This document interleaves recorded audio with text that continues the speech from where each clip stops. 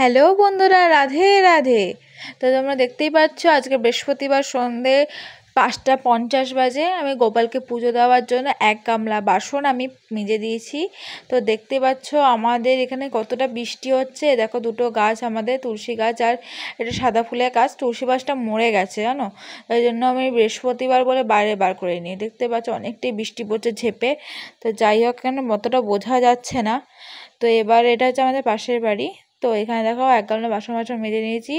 আর গোপালকে দেওয়ার জন্য বৃহস্পতিবারে মিষ্টি এনেছে ঠাম্মি, আর কিছু ফুল তুলে এনেছে। তো এবার আমি ওদের পুজো দেওয়ার আগে হাত পা ধুয়ে জামা কাপড় ছেড়ে নেবো। নিয়ে দেখতে পাচ্ছ বাইরে একটু বৃষ্টি বৃষ্টি হচ্ছে। এটা আমার বাড়ির পাশের জায়গাটা, যেটা জঙ্গল টাইপের হয়ে আছে।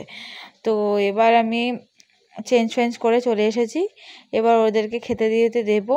তো দেখতেই পাচ্ছ বাকি ঠাকুরগুলো। এটা আমার তাকটা কত সুন্দর ঘরটা পরিষ্কার করে রেখেছি। এটা নানা রকম বই আছে জানো এখানে, আমার দাদার কেনা শরৎচন্দ্র লিপি, রামায়ণ, মহাভারত, নানা রকম ডিকশনারি সব রকম রয়েছে। এটা দেখো আমার প্রিয় প্রিয় সব পুতুলগুলো।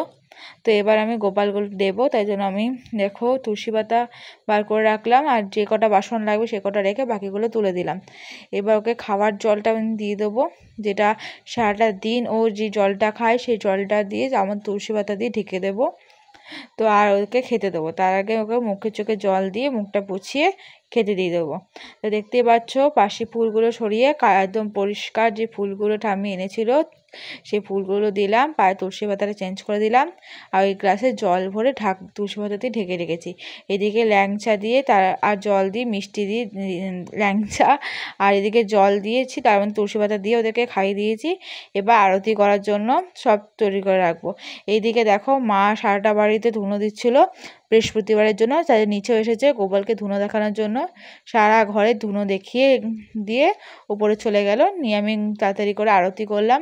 দেখো কর্পূরদানি আর ওখানে প্রদীপ, এদিকে ধূপকাঠি, 3টে দিয়ে আরতি করেছি। ঘন্টা বাজিয়ে আরতি করি, তো খুব আওয়াজ হয় বলে আমি ভিডিওটা তখন করিনি।